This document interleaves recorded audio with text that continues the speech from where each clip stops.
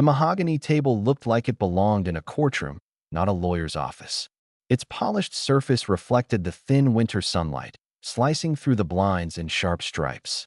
My fingers drummed against the armrest of my chair without my permission. I was trying to look calm. Inside, my pulse was tripping over itself. Dad sat across from me, his posture perfect, suit pressed, silver hair combed so neatly it could have been drawn with a ruler. His new wife, Carla, perched beside him, lips pressed into that smug, tight smile she always wore around me, like she was smelling something unpleasant but too polite to name it. And then there was Evan, my younger half-brother, sprawled in his seat with a confidence he hadn't earned, tapping away at his phone like the outcome of this meeting was already settled. The lawyer cleared his throat. The rustle of papers filled the room, and my stomach dropped.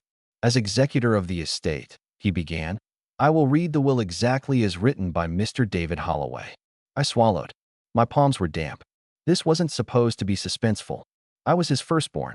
I'd worked at the hardware store every summer as a teenager, stocked shelves until my nails split, balanced the books while my friends were at the lake. I knew my father wasn't warm, but I thought I'd at least earned a fraction of his respect. The lawyer's voice was steady as he read the usual formalities, debts, funeral arrangements, and then came the part that would punch the air out of my lungs.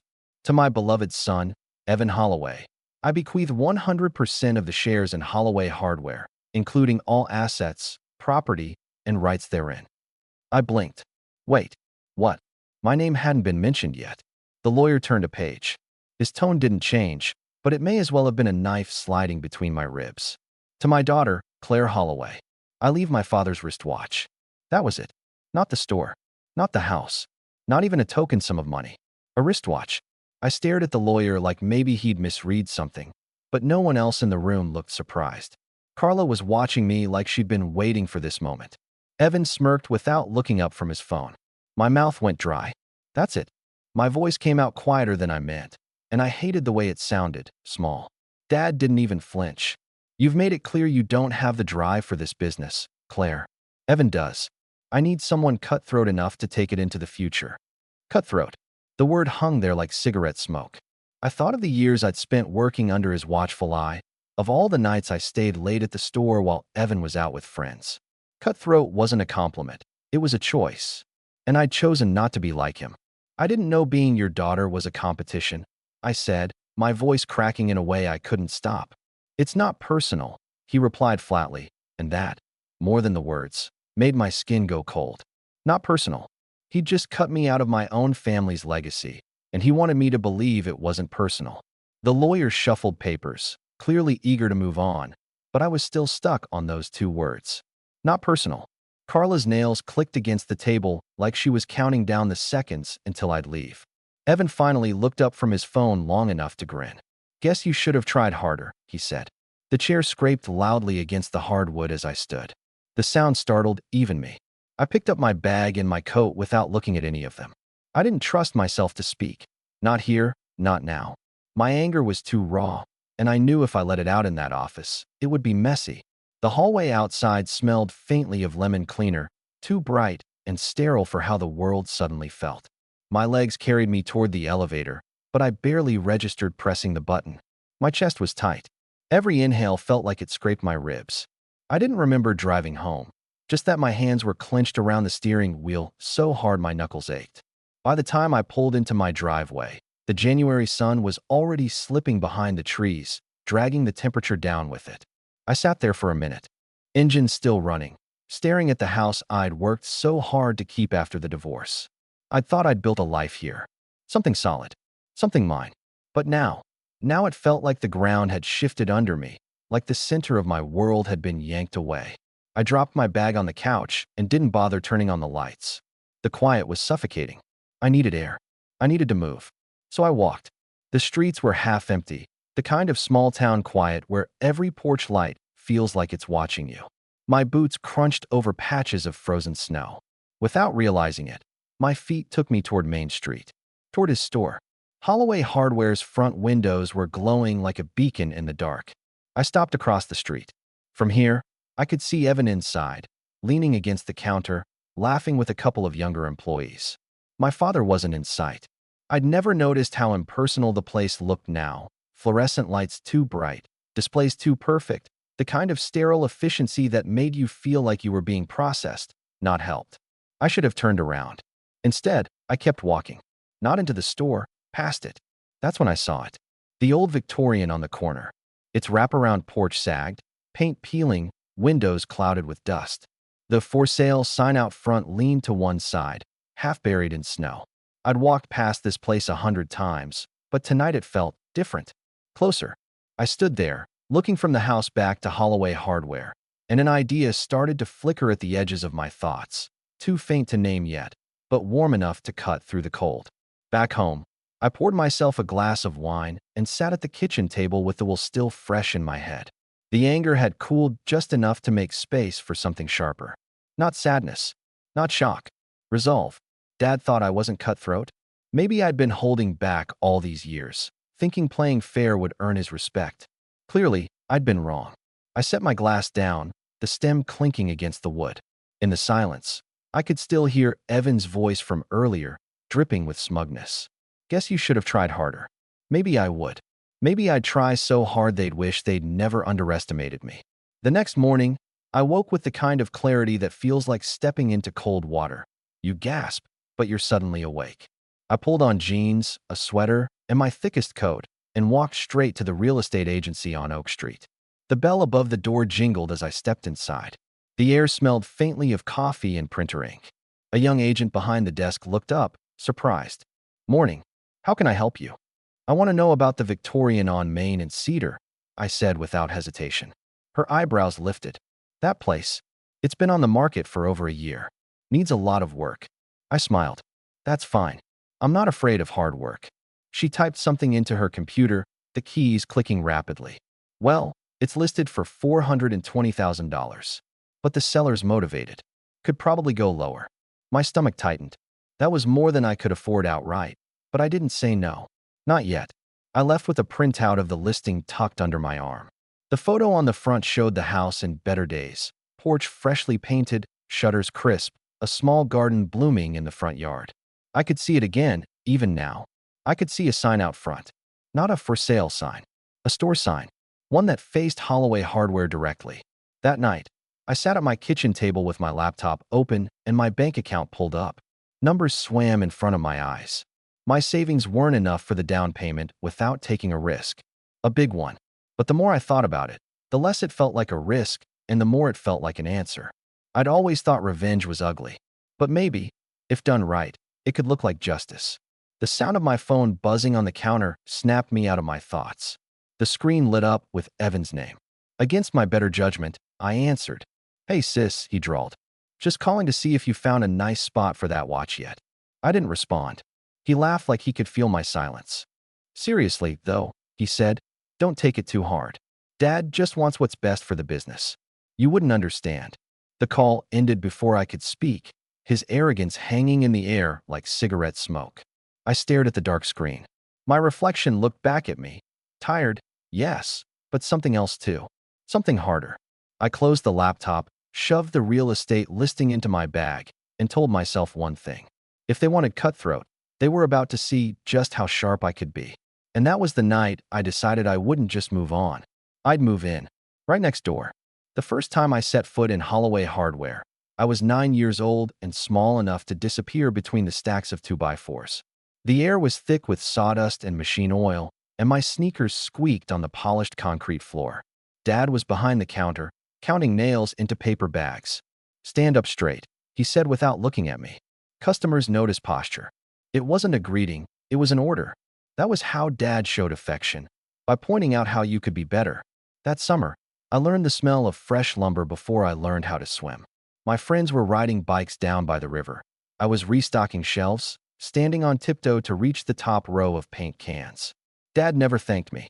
Not once. But sometimes, if I worked fast, he'd let me have a bottle of root beer from the old glass fridge in the corner. That was his version of a gold star. Things changed when I was 12. That was the year Dad remarried. Carla floated into our lives wearing lipstick the exact shade of a stop sign, and she made it clear from day one that she didn't intend to slow down for anyone, least of all me. Evan was 5 at the time, small and blonde and sticky-fingered, and Dad treated him like he was made of glass. While I was hauling boxes in the back room, Evan was perched on the counter eating candy from the display jar. If I so much as breathed wrong near him, Carla would appear with that icy, sweet tone. Be nice to your little brother, Claire. He's delicate. Delicate, my foot. Evan was trouble-wrapped in dimples, and Dad loved him for it. By the time we were both teenagers, the pattern was set. I worked in the store every summer. Evan helped for a week or two, then vanished to hang out with friends. When I asked Dad why he didn't make Evan pull his weight, he said, "He's got natural charm, Claire. That's worth more than elbow grease." Natural charm didn't pay the bills, but apparently it could buy you a free pass.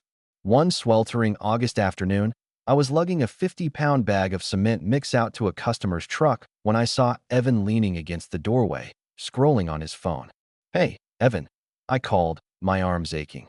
"Think you could grab the other bag?" He didn't even look up. "Busy." I dumped the sack into the truck bed with more force than necessary, dust puffing into the air. Dad appeared just in time to see me wipe the sweat from my face. "Be more careful with the merchandise," he said. Then, because apparently irony was dead, he patted Evan on the shoulder. "Don't let her boss you around, son." I should have walked away then. I should have saved myself years of trying to prove I was worth his attention. But I kept showing up, telling myself that one day he'd notice the difference between the child who worked for him and the one who coasted. That day never came. By my 20s, I'd moved into a little rental house a few streets over from the store. I had my own life, college, then a job at a local design firm, but I still helped out on weekends when Dad asked. One Sunday morning, I found myself back behind the register. Evan sauntered in around noon, wearing sunglasses inside. He smelled faintly of beer. "Long night?" I asked, scanning a box of screws for a customer. "Networking," he said with a grin, as if staying out until dawn counted as a business expense.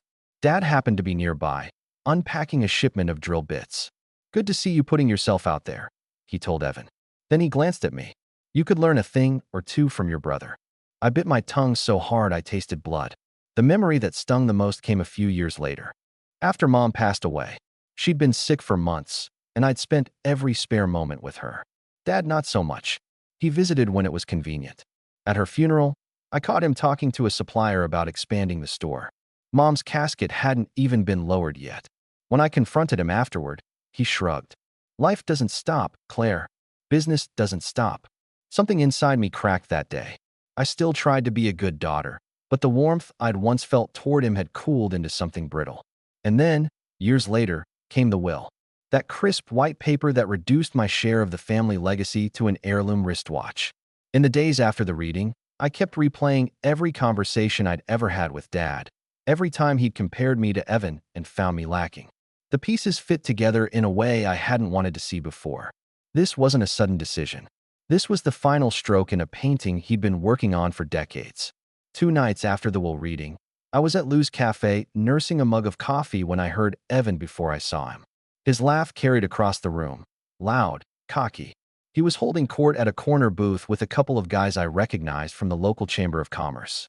"First thing I'm doing is modernizing that place," he said. "Dad ran it like it was still 1985. We're going big. Tear out the old shelving, automate the inventory, cut the dead weight." One of the men chuckled. "Dead weight?" Evan grinned. "You know, the lifers. The ones who've been there forever and think they own the place. We'll bring in fresh blood." I gripped my coffee cup so tightly I thought it might crack. Those lifers were people who'd worked for my dad since I was a kid, people who'd taught me how to use a bandsaw, who'd brought me hot chocolate in winter when my hands were too cold to work the register. And Evan was about to toss them aside like scrap wood. I slipped out of the cafe before he could see me. The night air was sharp enough to make my eyes water, but my head was hotter than a kiln. I didn't know exactly what I was going to do yet, but I knew one thing. I wasn't leaving this town. Not now. Not when there was something here worth fighting for and against. The next morning, I walked past Holloway Hardware again. Evan's shiny new banner was already hanging in the window. Coming soon. Holloway Hardware 2.0. The font was sleek, the colors trendy, but the sight of it made my stomach turn. And then, as if on cue, my eyes drifted back to the corner. To the old Victorian. Its windows were still fogged, porch still sagging. But now Now I could almost see through the dust. I could imagine it alive again. Paint fresh, windows clear, lights glowing warm against the winter night. And I could imagine what it would look like from across the street, right in Evan's line of sight. That afternoon, I called the real estate agent whose card I'd tucked into my coat pocket. She sounded surprised to hear from me again so soon. I just wanted to say, I told her, I'm interested in seeing the Victorian. As soon as possible. She laughed softly. You and everyone else in this town have walked past that place for years without so much as a glance. What's changed? Let's just say, I said, I finally see its potential. We set the showing for the next day. I barely slept that night. My mind kept running through floor plans, possibilities. I wasn't just picturing a home. I was picturing a statement. A statement that would speak louder than any inheritance could. The following afternoon, I stood on the Victorian's porch. The wood groaned under my boots, but I could feel the bones of the place.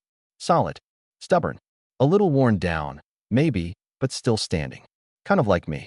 The agent unlocked the door, and the smell hit me first. Dust, old wood, and something faintly sweet, like forgotten apples. Sunlight filtered through lace curtains, turning the dust motes into gold flecks. Needs work, the agent said, gesturing to the cracked plaster and peeling wallpaper. But it's got charm.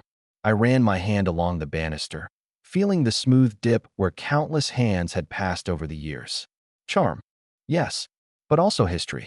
The kind of history my father claimed to value, until it got in the way of progress.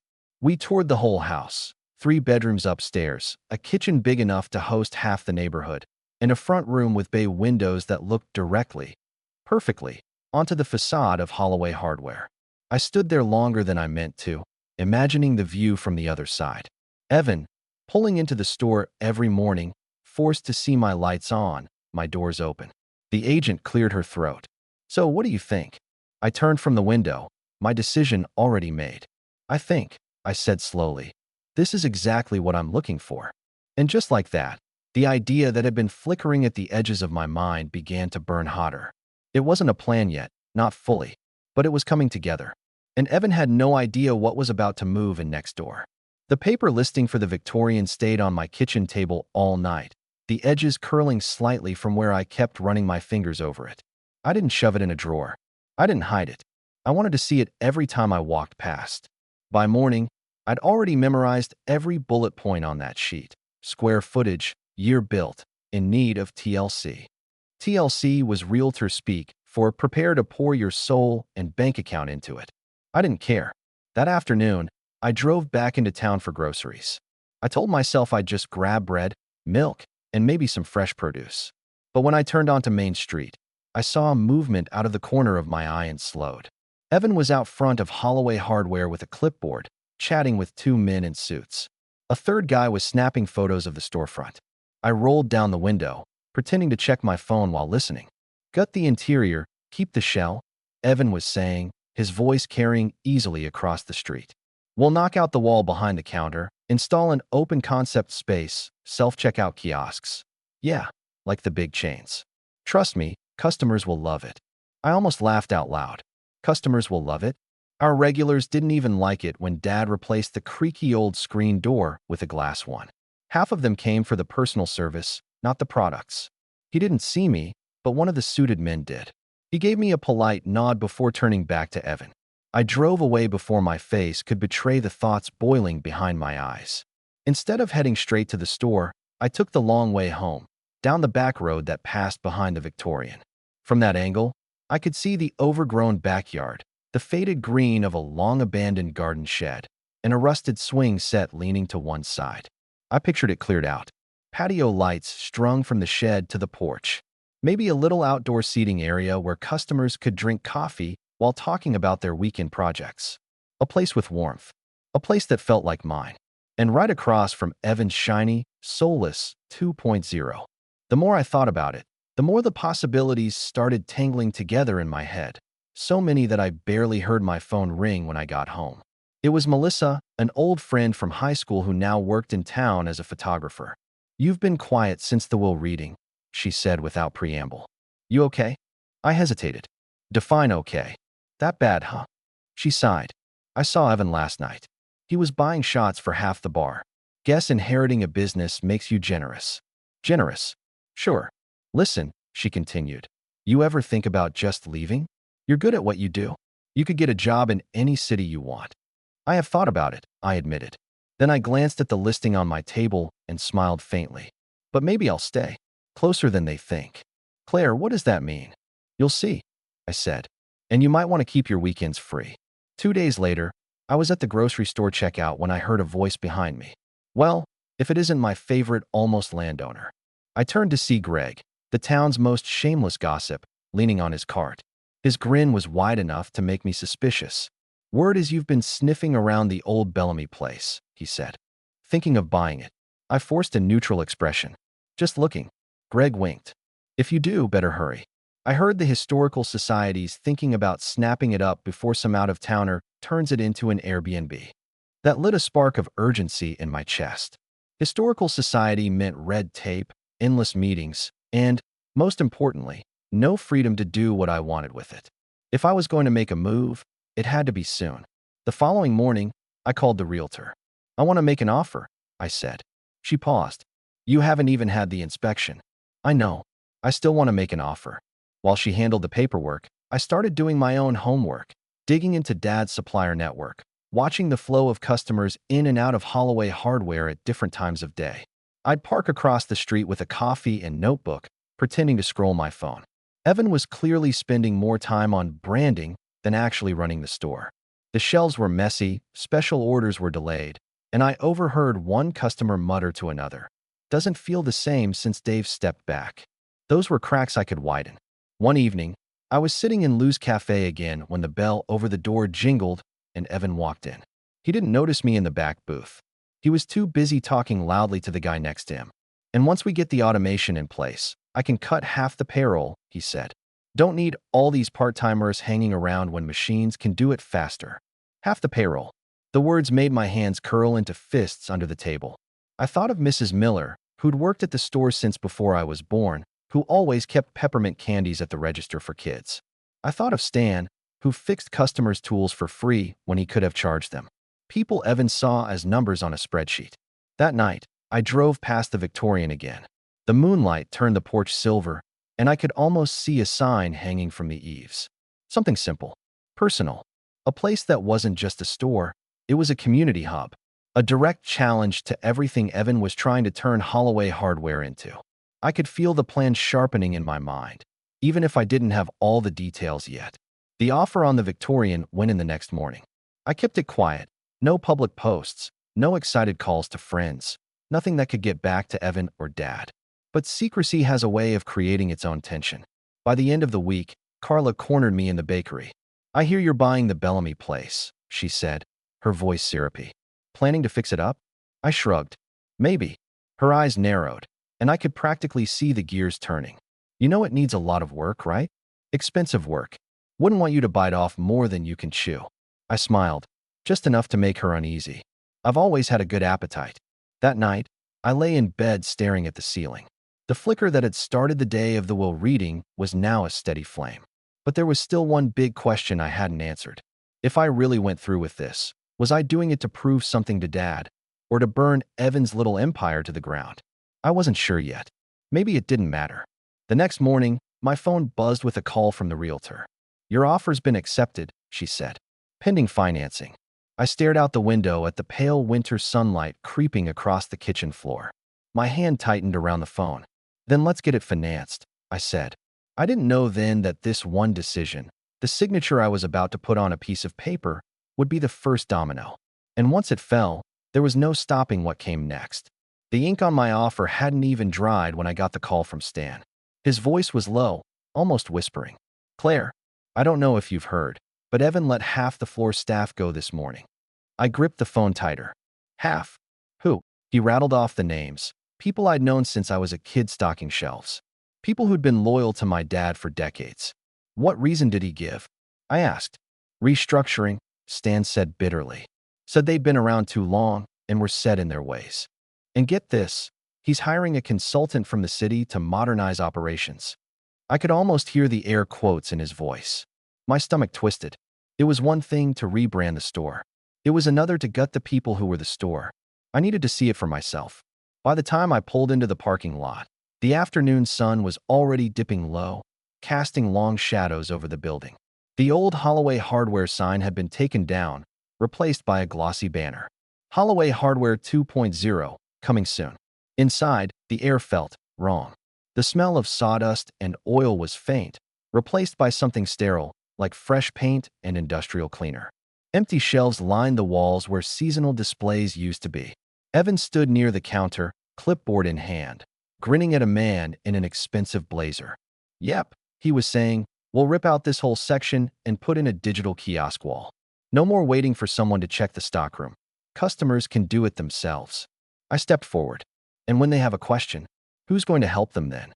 Evan turned, his grin faltering for just a second. "Well, look who decided to visit." "You fired half the staff?" I said flatly. He didn't blink. "I streamlined the business. They're not numbers on a spreadsheet, Evan. They're people who kept this place running while you were, what? At the lake every summer." He gave a mock sympathetic shrug. "Welcome to the future, Claire. Adapt or get left behind." The man in the blazer looked between us like he'd walked into the wrong meeting. Evan took his arm and steered him toward the back. "Let me show you where we'll put the self-checkouts." I walked out before I did something I'd regret. The cold air hit my face, but it didn't cool the heat crawling up my neck. This wasn't just about me anymore.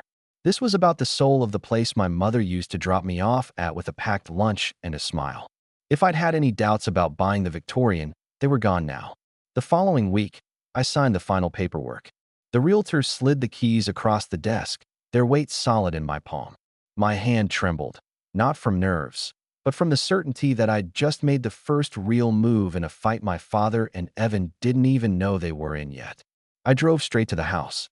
The porch groaned under my boots as I stepped onto it. The key turned with a reluctant click, and the door swung inward, releasing that sweet, dusty smell I'd noticed before. I wandered through the empty rooms, hearing the echo of my own footsteps. In the front parlor, I stood at the bay window, looking directly at Holloway Hardware across the street. From here, I could see the front entrance perfectly.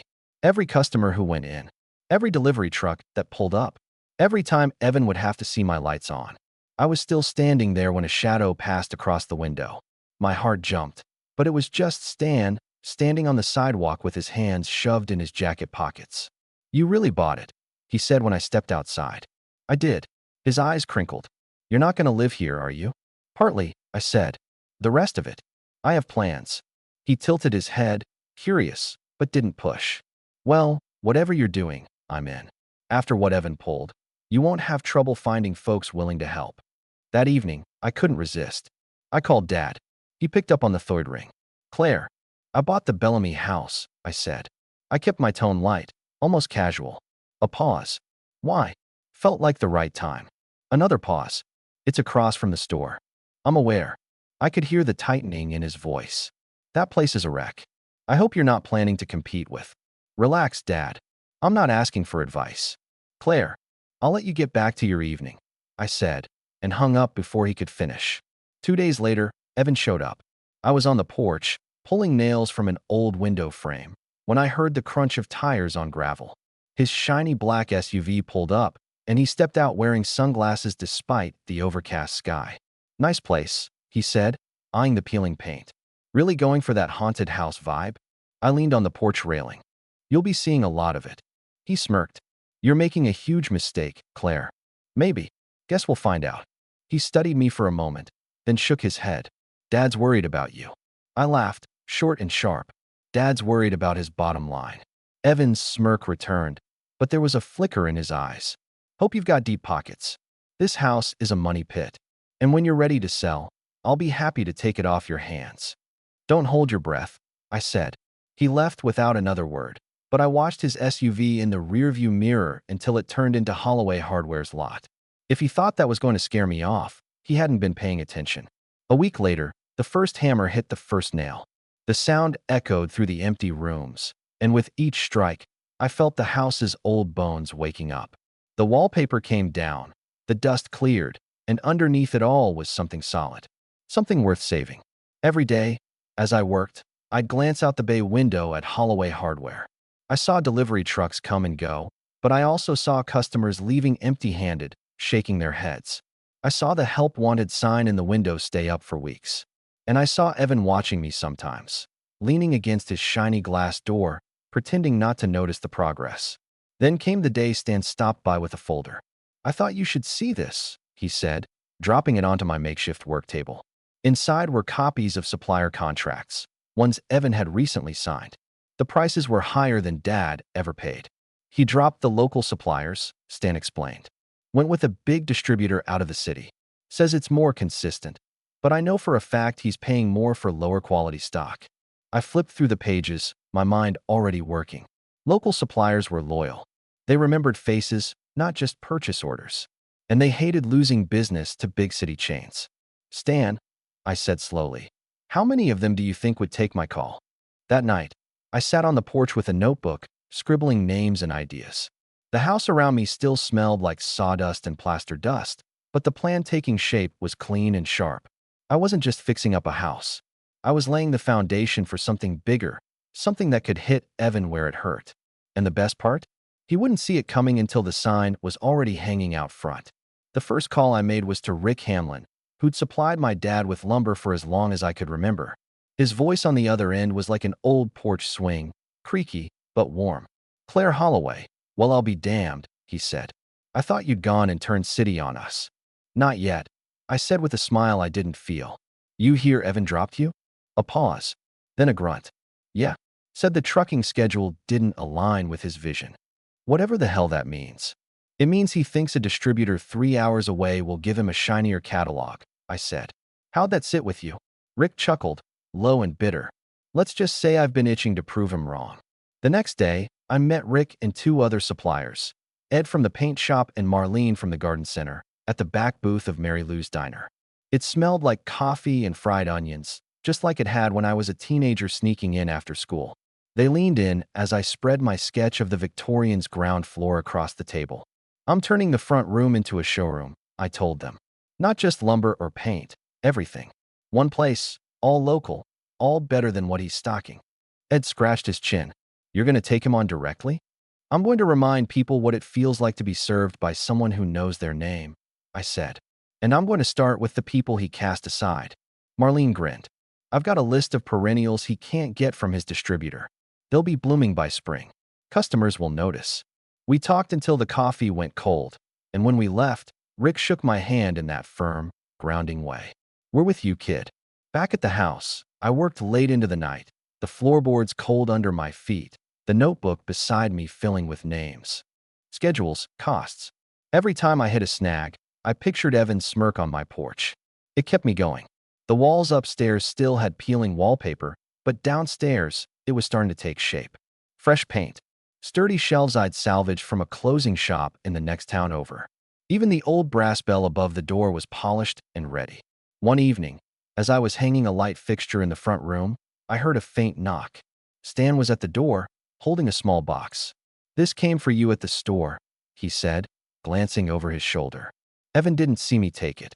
Inside was a stack of glossy flyers, Holloway Hardware's grand reopening announcement. Bold red letters, "This Saturday. Bigger, better, modern." Stan raised an eyebrow. "He's pulling out all the stops." I smiled slowly. "Good. So will we." The following morning, I made another round of calls, this time to the people Evan had fired. Some were still bitter, some just tired, but when I told them what I was building, most said yes without hesitation. "I can't pay you big chain wages right away," I admitted, "but I'll pay fair, and you'll have a say in how things run." There was a pause on the line with each one, a soft intake of breath, and then a variation of the same thing. "When do we start?" By Thursday, the house wasn't quiet anymore. The sound of hammers, saws, and laughter spilled out the open windows. Someone had brought in a radio, and old country tunes hummed under the noise of construction. Marlene planted a row of mums along the front walk, their gold and rust petals bright against the peeling white fence. Ed rolled in a cart stacked with paint cans, their labels facing out like soldiers in formation. Stan manned the back room, checking deliveries against my list. "It's all here," he called out. "Every last thing." "Good," I said, wiping my hands. "We've got 2 days." That night, I couldn't sleep. I sat at the bay window in the dark, looking out at Holloway Hardware. Through the glass, I could see the glow of their interior lights. Evan's SUV was still in the lot, probably making last-minute tweaks, tightening bolts, checking signage. He had no idea that right under his nose, his competition was blooming like those mums in my front yard. Friday morning brought a surprise. I was unloading a crate of garden tools when a sleek, cream-colored envelope slid under the door. My name in perfect cursive. Inside, Claire, we should talk before you do something you can't take back. Lunch tomorrow? My treat. I read it twice, then folded it neatly and tucked it into my back pocket. I could almost see him, rehearsing the words, thinking he could charm or scare me off over a plate of pasta. I had no intention of showing up. Instead, I doubled down. Friday night, after the last hammer went quiet, I gathered everyone in the front room. The air smelled like sawdust and fresh paint, and we stood in a loose circle among the shelves. Tomorrow, I told them, we're not just opening a store. We're proving that this town doesn't need to buy into Evan's version of modern. We know better. We remember better. And we do better. Marlene raised her coffee cup. To better. To better. We echoed, the clink of mugs and thermoses ringing in the quiet. I stayed up until almost 3 a.m., setting out displays and wiping down counters. Every label had to be straight, every tool in its place. I filled a big glass jar with peppermints, something Dad used to do at the old store when I was a kid. At one point, I caught sight of myself in the front window. Hair tied back, shirt smudged with paint, eyes sharper than they'd been in years. I almost didn't recognize the woman looking back at me. By sunrise, the front walk was swept clean, the mums dewy in the morning light. A hand-painted sign leaned against the porch. Bellamy Supply Company, grand opening today. It wasn't flashy, but it was mine. I was in the middle of brewing coffee for the crew when I saw him. Evan, standing across the street, arms folded, eyes fixed on my porch. The look on his face was somewhere between curiosity and disbelief. He was dressed in a crisp button-down, probably on his way to his own grand reopening. For a moment, we just stared at each other through the morning haze. Then I smiled, slow and deliberate, and turned the closed sign to open. The bell above the door gave its first cheerful ring at 8:07 a.m. It was Mrs. Calhoun, clutching her canvas shopping tote the way she used to when she came into Dad's store for potting soil every spring. Her cheeks were flushed from the cold, but her smile, that was warm. "Well, would you look at this place?" she said, running a gloved hand along the edge of a display table.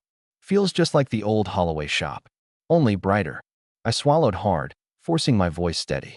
"We've got fresh coffee by the counter, and Marlene's got some of her mums out front." "Oh, I saw them. They'll be gone by noon," she said with a wink, already heading for the gardening aisle.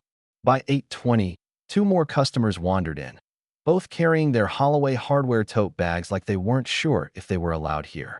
Stan gave them each a warm greeting, and by the time they left, their totes were full of our stock instead. At 8:45, I stepped outside to catch my breath. Across the street, Holloway Hardware's parking lot looked fuller than usual for a Saturday morning, but so did mine, something I'd barely dared to imagine. Evan was at his store entrance, shaking hands like a politician. His gaze drifted over, and when he saw the line forming outside Bellamy Supply, his smile tightened. I met his eyes, lifted my coffee mug in a silent toast, and walked back inside. The flow never stopped. Rick came through the back door with a fresh load of lumber, while Ed set up a paint-mixing demo right in the center of the room. Customers leaned over the counter to watch the swirling colors, asking questions, laughing. The air smelled like sawdust and cinnamon from the cookies someone had brought in. Around 11, I caught snippets of conversation. "You hear she's hiring back the folks Evan let go? About time someone did. I'm telling you, this place feels right." Each word was like fuel in my veins. Half an hour later, the bell rang again, and the temperature in the room seemed to drop. Evan walked in. He didn't speak right away, just let his eyes travel from the fresh paint on the walls to the jars of peppermints, to the smiling faces behind the counter. Then he looked at me. "Nice little passion project you've got here, Claire," he said, his voice low but carrying. "It's a business," I replied evenly. "One I'm proud of." He smirked. "Let's see if you're still proud when you can't keep the lights on." Before I could answer, Mrs. Calhoun appeared at my elbow, holding 2 bags of soil. "Claire, could you ring me up? And make sure to tell Marlene those mums are gorgeous." Evan's jaw ticked as I stepped away to help her. When I glanced back, he was already heading for the door, muttering something I couldn't hear. But he didn't leave quietly. He lingered just outside, shaking his head and speaking to a man I recognized as one of his regulars. The man nodded slowly, then looked past him and came straight into my store. By noon, it was clear. People weren't just curious, they were buying. Real orders, real money changing hands. Stan kept the register moving while I handled questions and made sure no one left without at least one peppermint. From the window, I saw Evan pacing outside his own store, phone pressed to his ear. His SUV was idling at the curb like he was ready to make a quick exit or a quick raid. Around 1:15, it happened. A delivery truck pulled up to my curb, Rick's guys with another lumber drop. But they weren't the only ones. Another truck, from the very supplier Evan had switched to, slowed as it passed my store. The driver actually gave me a wave. And then, like fate wanted to twist the knife, he kept driving, right past Holloway Hardware. I could almost hear the vein in Evan's temple throbbing from across the street. Inside, Marlene sidled up to me. "You know he's going to try something, right?" "I'm counting on it," I said. The more desperate he looks, the more this town remembers why they stopped trusting him. By late afternoon, my front room was a hum of voices and the satisfying clatter of purchases being bagged. People lingered, sipping coffee, swapping stories. The Victorian, once silent, once just a shell, was alive in a way I hadn't dared to dream. I was helping a young couple choose paint colors when the bell rang again, hard enough to make everyone glance up. Evan stood there, holding one of my flyers. "Where'd you get this printed?" he asked, his tone deceptively calm. "Because I'm thinking of sending them a cease and desist for using my family name." The room went still. I stepped forward, close enough that he could see I wasn't bluffing. "It's not your name on that sign," I said. "It's mine. Bellamy Supply. My rules. My customers." For a moment, we just stared at each other, the air so taut it felt like it might snap. Then Mrs. Calhoun's voice cut through. "Well, I for one am glad she's here. This place is heart." The couple at the paint display murmured agreement. Someone else clapped, softly but enough to make Evan's gaze flicker. He looked at me one last time, something dark and calculating in his eyes, then turned and walked out. I watched him cross the street, shoulders tight, head down. But I knew it wasn't over, not yet. Men like Evan didn't quit after one bad day. And as I turned back to my customers, a thought settled heavy in my chest. If today was a victory, tomorrow might be war. The next morning, I woke to a voicemail. It was short, just Evan's voice, low and sharp. "Enjoy your little win, Claire. It won't last." Then a click. I sat on the edge of my bed for a minute, staring at the floor. He was rattled. That alone was enough to keep me moving. By 9 a.m., the store was open, the smell of fresh coffee mingling with the tang of new lumber from yesterday's delivery. Rick was already out back unloading another shipment, and Marlene was fussing with the mums by the window. Then Stan came in from the sidewalk, his face pale. "Claire, you need to see this." We stepped outside, and my stomach twisted. Across the street, Holloway Hardware had set up an entire row of folding tables covered with 50% off signs. Power tools, gardening supplies, bags of fertilizer. It looked like a fire sale. And front and center, Evan himself, smiling like he was hosting a barbecue. A few of my early customers hesitated on the sidewalk, eyes flicking between my door and his tables. I knew exactly what he was doing, trying to starve me out before I could get my roots in the ground. I forced a smile and went back inside. "Stan, call the bakery. Double our coffee order and tell them to throw in muffins. On the house for everyone who comes in today." He raised an eyebrow. "You're countering a half-off sale with muffins?" "No," I said. "With community." By 10:30, the bakery delivery arrived, and Marlene arranged everything on a side table with napkins and a little handwritten sign. "Welcome. Stay a while." We didn't just make sales that day, we had conversations. Kids colored at the paint counter while their parents browsed. Mrs. Calhoun brought in a photo album from her garden and showed it to anyone who'd look. And slowly, I noticed something. People would wander over to Evan's tables, glance at the prices, then cross the street and come here. Around noon, Evan himself came over. He didn't even step inside, just leaned in the doorway, arms folded. "Cute stunt. How much are you making off muffins and chit-chat?" "Enough," I said. "More than you think." His smile didn't reach his eyes. You think this town will stick with you when the novelty wears off. I met his gaze. I think they'll stick with the one who treats them like more than a wallet. For a heartbeat, neither of us moved. Then he shoved off the doorframe and stalked back across the street. The next week, the game escalated. He started matching my prices, then undercutting them, then throwing in free extras with purchases, things I knew were costing him too much to sustain. I kept my focus. I sponsored a little league team, hosted a Saturday morning fix-it workshop for teens, donated supplies to the high school drama club, and each time I saw Evan across the street, the lines at my counter were a little longer, his parking lot a little emptier. The breaking point came 2 months later. It was a crisp Saturday morning, the kind where the air smells like wood smoke and leaves crunch under your boots. I was restocking paint rollers when the bell rang, and in walked the town council president, 2 local reporters, and Evan. The council president cleared her throat. "We've had some concerns brought to us," she said, glancing at Evan, "about the use of certain supplier contracts." I felt my pulse quicken. "Concerns?" Evan stepped forward, voice dripping false sympathy. "Some of your customers might not know you've been, let's say, creative in sourcing your products." He was bluffing. I knew it. But the reporters didn't. "Would you like to respond, Ms. Bellamy?" one of them asked, pen poised. I walked to the counter, pulled out my supplier invoices, and spread them out like cards in a winning poker hand. "Every single one of these contracts is above board," I said, my voice steady. "You're welcome to check them. Unlike some folks, I don't make promises I can't keep." Evan's smirk faltered. The council president scanned the top page, nodded, and handed it back. "Looks fine to me." One of the reporters caught my eye. "Mind if I do a story? Local business owner revives historic building, brings jobs back to town." Could be a nice piece. Evan's face was a mask. He turned on his heel and walked out. That night, I stayed late, sweeping the floor in the warm light of the front windows. Outside, Holloway Hardware's sign still glowed, but the parking lot was empty. I thought about Dad, about the way he used to hum while he worked the counter, about the pride in his eyes when he showed me how to measure twice and cut once. And I realized, this revenge, as sweet as it was, wasn't really about beating Evan anymore. It was about proving to myself that I could take something broken and make it whole. The final blow came quietly. A month later, a for lease sign appeared in Holloway Hardware's window. The same week, I got a letter, anonymous, but I knew the handwriting. "You win. Don't waste it." No signature. Just that. Sometimes I see Evan around town. He avoids my eyes. That's fine. I'm not sure what I'd say if he did look at me. Because the truth is, I don't need to gloat. My store is full, my staff is happy, and the old Victorian hums with life again. One evening, just before closing, Mrs. Calhoun stopped by with a small cardboard box. "Thought you should have this," she said.